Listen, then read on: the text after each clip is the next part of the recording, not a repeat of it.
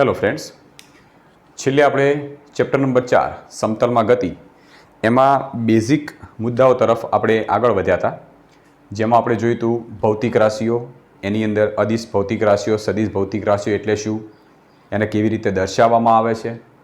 ત્યારબાદ જે સદિશો હતા એમાં પ્રકારોમાં સમાન સદિશ, સમાંતર સદિશ, વિરોધી સદિશ, પ્રતિસમાંતર સદિશ, અસમાંતર સદિશ, આ બધા સદિશો કોને કહેવાય જેના વિશેની આપણે માહિતી મેળવી હતી।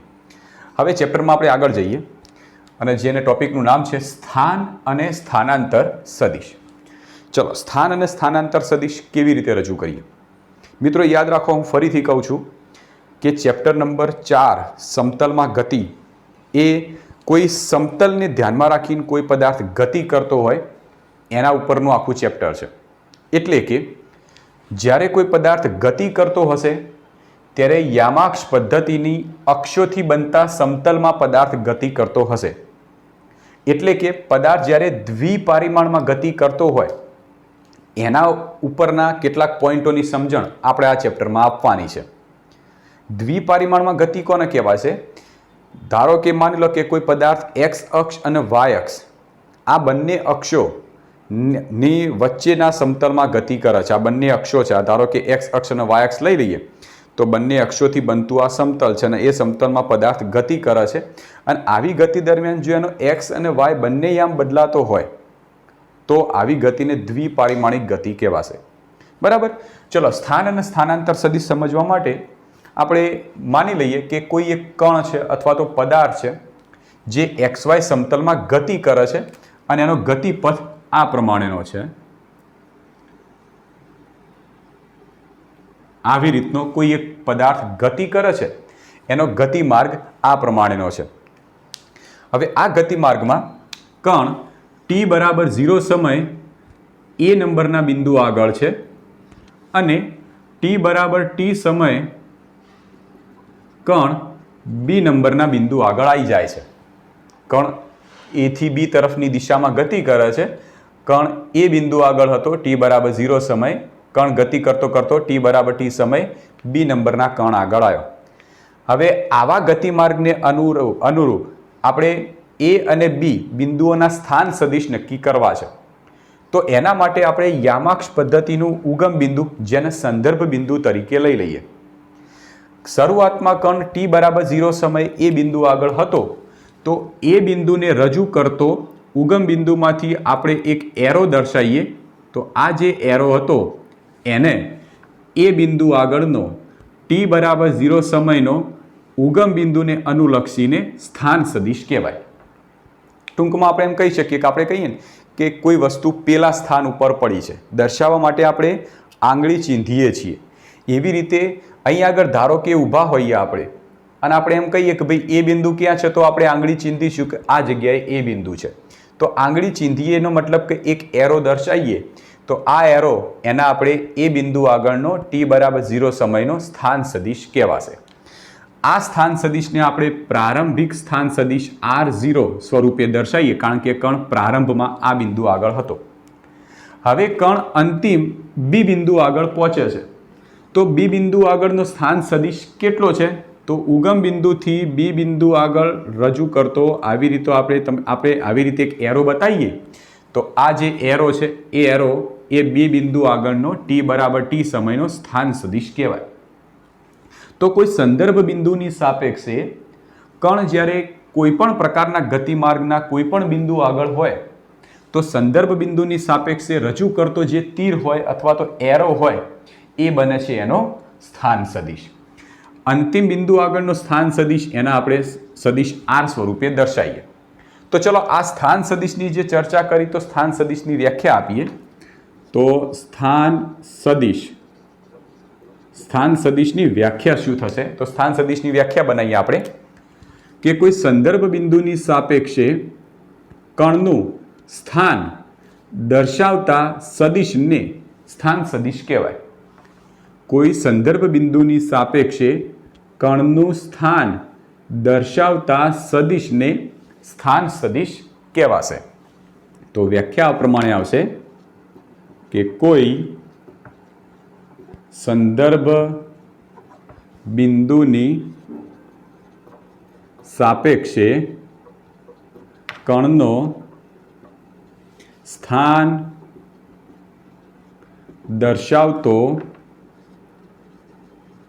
સદિશ એટલે સ્થાન સદિશ. ક્લિયર? સ્થાન સદિશ એટલે કોઈ સંદર્ભ બિંદુની સાપેક્ષે કણ કયા સ્થાન ઉપર છે એને દર્શાવતો જે સદિશ દોરીએ છીએ એને આપણે સ્થાન સદિશ સ્વરૂપે દર્શાવીએ છીએ. અહીં આગળ શરૂઆતમાં t બરાબર 0 સમય કણ એ બિંદુ આગળ હતો, તો સંદર્ભ બિંદુની સાપેક્ષે એ બિંદુનો સ્થાન સદિશ r0 સદિશ થયો. તો r0 જે છે એ કણનો પ્રારંભમાં કણ આ જગ્યાએ હતો, તો માટે r0 ને આપણે કહીશું પ્રારંભિક સ્થાન સદિશ. એવી જ રીતે જે r છે, r ને શું કહીશું? તો અંતિમ વખતે કણ બી બિંદુ આગળ છે અને બી બિંદુ આગળનો સ્થાન સદિશ અંતિમ સ્થાન સદિશ હોવાથી તો r ને આપણે દર્શાવીશું અંતિમ સ્થાન સદિશ.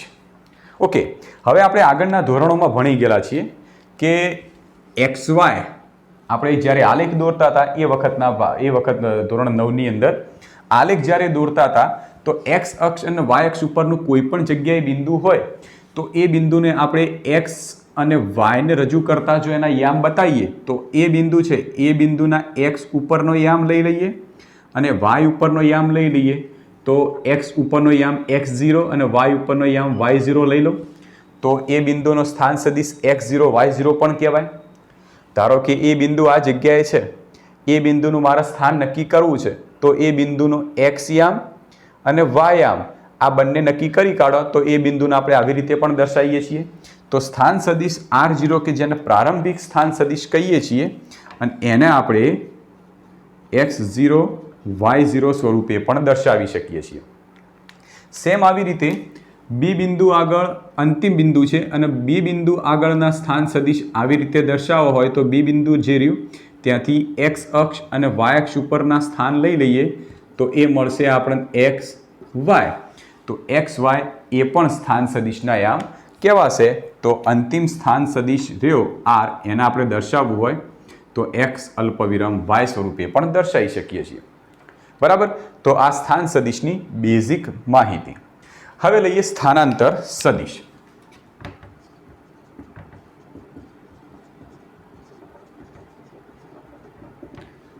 ઓકે, સ્થાનાંતર સદિશ કોને કહીશું?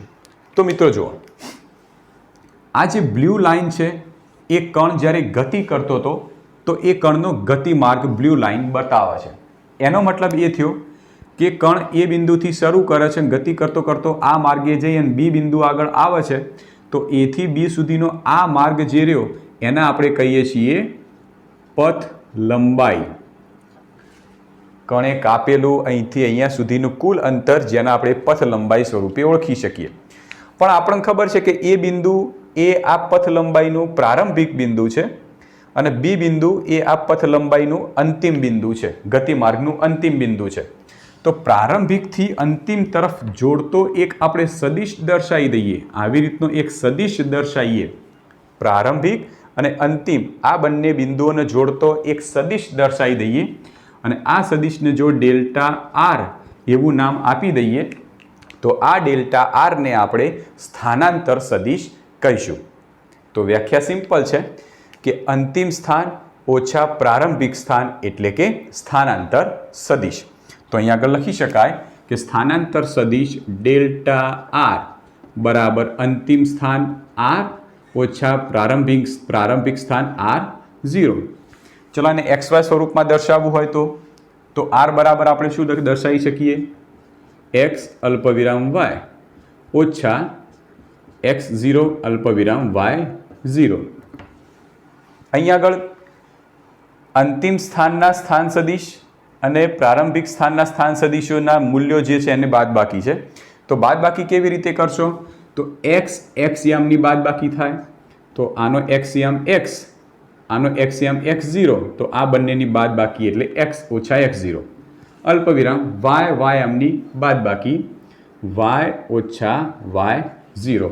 તો ડેલ્ટા આર એક આપણે આ પ્રમાણેનું પણ સૂત્ર મળે છે. આ પણ સૂત્ર ડેલ્ટા આરનું મળશે અને આ પણ સૂત્ર ડેલ્ટા આરનું મળે છે. તો આ જે સદિશ ડેલ્ટા આર મળ્યો જેને આપણે સ્થાનાંતર સદિશ કહીશું. અંતિમ સ્થાન અને પ્રારંભિક સ્થાનને જોડતા સદિશને સ્થાનાંતર સદિશ કહેવાશે. તો વ્યાખ્યા આમ દર્શાવી શકીએ, અંતિમ સ્થાન અને પ્રારંભિક સ્થાન ને જોડતા સદિશને સ્થાનાંતર સદિશ કહે છે. બરાબર. તો આ વાત હતી સ્થાન સદિશ અને સ્થાનાંતર સદિશની. તો એકદમ ઇઝી પોઈન્ટ છે. ત્યારબાદ હવે આપણે લઈએ ટેક્સ્ટ બુકમાં આગળ જઈએ તો વાસ્તવિક સંખ્યા વડે સદિશોનો ગુણાકાર.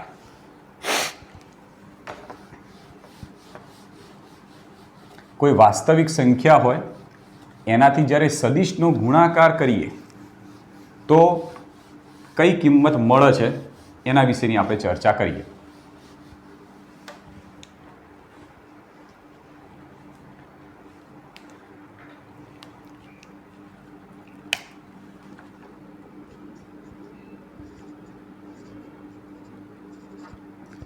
વાસ્તવિક સંખ્યા વડે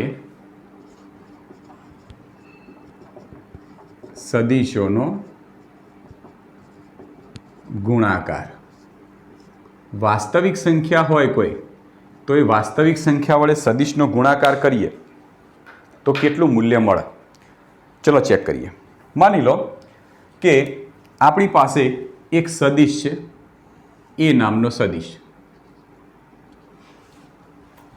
ઓકે, આ જે એ નામનો સદિશ રહ્યો એવી જ દિશામાં, એ નામનો સદિશ રહ્યો એ જ દિશામાં આપણે એક બીજો સદિશ લઈ લઈએ, બી નામનો સદિશ.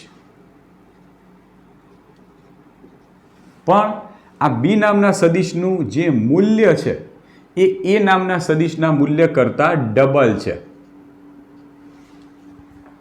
બી નામના સદિશનું મૂલ્ય એ નામના સદિશના મૂલ્ય કરતાં ડબલ છે. તો એ નામના સદિશને જ્યારે આપણે દર્શાવ્યો હતો તો ફક્ત એ સ્વરૂપે દર્શાવ્યો હતો. જ્યારે બી નામના સદિશને એના સ્વરૂપમાં દર્શાવ્યો તો એ નામના સદિશને જો ડબલ કરીએ તો બી નામનો સદિશ બનતો હતો. તો આ સદિશની સાથે જે સંખ્યા ગુણાયેલી છે આ સંખ્યાને આપણે વાસ્તવિક સંખ્યા કહીએ છીએ. ચલો ધારો કે હું એમ કહું કે સદિશ એ આ રીતે તમને સદિશ એ આપેલો છે. આ સદિશ એની સાથે તમે 3 ગુણો, સદિશ એની સાથે 3 ગુણશો તો 3 સદિશ એ તમને મળશે જવાબ. એનો મતલબ શું થયો કે સદિશ એ જે છે એના કરતાં બીજો એક સદિશ લેવાનો છે, એના કરતાં 3 ગણો લેવાનો છે. સોરી. તો કોઈ પણ સદિશ હોય એ સદિશની સાથે જ્યારે કોઈ વાસ્તવિક સંખ્યા ગુણો છો ત્યારે સદિશનું મૂલ્ય એ વાસ્તવિક સંખ્યા ગણું થઈ જાય છે. ધારો કે આપણે આ રીતે દર્શાવીએ ઉદાહરણથી કે આપણી પાસે એ નામનો કોઈ સદિશ છે. જો એ સદિશને કોઈ વાસ્તવિક સંખ્યા તરીકે લેમ્બડા નામની સંખ્યા લઈ લઈએ. જો એ સદિશને લેમ્બડા ધન સંખ્યા લઈએ, ધન સંખ્યા લેમ્બડા વડે ગુણવાથી મળતો નવો સદિશ લેમ્બડા ગણો થાય છે. આ સમજણ પડી વિધાનમાં? ધારો કે કોઈ સદિશ એ છે, આ સદિશ એની સાથે હું 2 સંખ્યા વડે ગુણું તો 2 * સદિશ એ થાય. તો પહેલા સદિશ એનું મૂલ્ય ફક્ત એ જેટલું હતું. હવે આ સદિશ એની સાથે લેમ્બડા એટલે કે 2 નામની સંખ્યા ગુણી તો સદિશ એનું મૂલ્ય ડબલ થઈ ગયું, બમણું થઈ ગયું. ધારો કે 3 નામની સંખ્યા વડે ગુણું તો સદિશ એનું મૂલ્ય 3 ગણું થઈ જાય. આમ સદિશ એ ને જ્યારે કોઈ ધન સંખ્યા લેમડા વડે ગુણીએ તો નવો સદિશ એ લેમડા ગણો થઈ જાય છે. ખ્યાલ આવી ગયો? તો નવો સદિશ કેટલો થઈ જશે?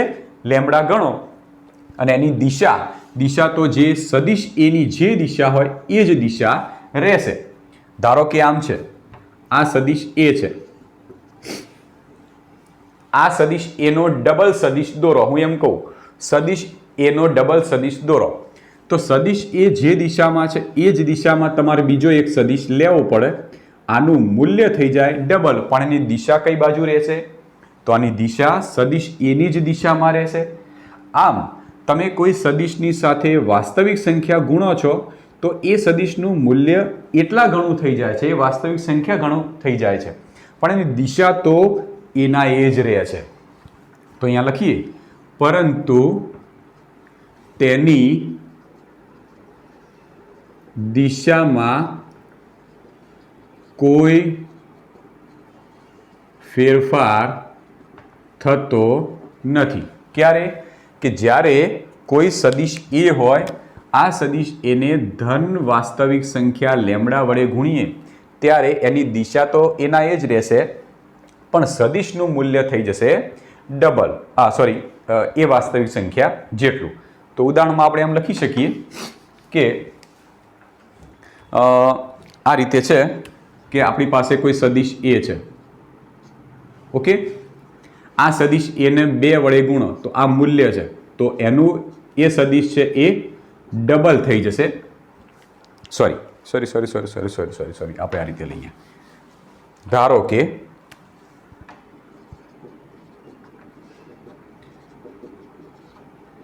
કોઈ સદિશ એને લેમડા વડે ગુણતા તો એનું મૂલ્ય છે એ આટલું થઈ જવાનું, લેમડા ઇન્ટુ એ. એનું મૂલ્ય છે એટલા માટે સદિશને માનાંકમાં લીધો છે. હું તમને ફરીથી કહું કે કોઈ સદિશને તમે દર્શાવો છો તો આવી રીતે દર્શાવો છો, પણ એ સદિશનું જ્યારે મૂલ્ય દર્શાવશો તો એ જે એરો છે એની સાથે સદિશને માનાંકમાં તમે લઈ લો તો એ બની જશે સદિશનું મૂલ્ય. અથવા તો તમે ફક્ત એના સંજ્ઞા સ્વરૂપે પણ દર્શાવી શકો, એ પણ મૂલ્ય કહેવાશે. તો ધારો કે કોઈ સદિશ એને આપણે લેમડા વડે ગુણીએ તો એ સદિશનું મૂલ્ય લેમડા ગણું થઈ જશે. અહીંયા લેમડા આપણે કેવી સંખ્યા લેવાની છે? ધન સંખ્યા, એટલે ઇઝ ગ્રેટર દેન 0. બરાબર. ચલો આપણે એવું કરીએ કે કોઈ સદિશ એને ઋણ સંખ્યા વડે ગુણીએ, ઋણ લેમડા વડે ગુણીએ તો શું થશે? તો કોઈ સદિશને આપણે ઋણ સંખ્યા વડે ગુણીએ તો શું મળશે? તો અહીંયા આગળ બીજો મુદ્દો લઈએ. જો સદિશ એને ઋણ લેમડા વડે ગુણવાથી મળતો નવો સદિશ માઇનસ લેમડા ગણો બને છે. ખ્યાલ આવ્યો? ધારો કે એક સદિશ છે એ જેટલો, આની સાથે -2 ગુણો, ઋણ લેમડા સંખ્યા એટલે -2 વડે ગુણો તો જવાબ શું મળશે? -2 ઇન્ટુ એ. તો જે સદિશ હતો એ સદિશને જ્યારે ઋણ લેમડા સંખ્યા વડે ગુણીએ છીએ તો મળતો સદિશનું મૂલ્ય એ જે ઋણ લેમડા સંખ્યા હતી, ઋણ વાસ્તવિક સંખ્યા હતી એટલા ગણી થઈ જાય છે. તો નવો સદિશ લેમડા ગણો બને છે, જેની દિશા મૂળ સદિશ કરતાં વિરોધ હોય છે. જેની દિશા ક્યાં હશે? મૂળ જે સદિશ હશે એનાથી વિરુદ્ધ. જેમ કે એક સદિશ એ છે આવી રીતનો, આ સદિશ એને -1.5 વડે ગુણો તો આ સદિશને જ્યારે -1.5 વડે ગુણો એટલે માઇનસ આવી જાય એટલે તરત જ એરો બદલાઈ જાય, એટલે વિરુદ્ધમાં એરો જતો રહે. આપણે જોયું હતું ને આગળ વિરોધી સદિશમાં શું કર્યું હતું? કયો રિલેશન લાવ્યા હતા?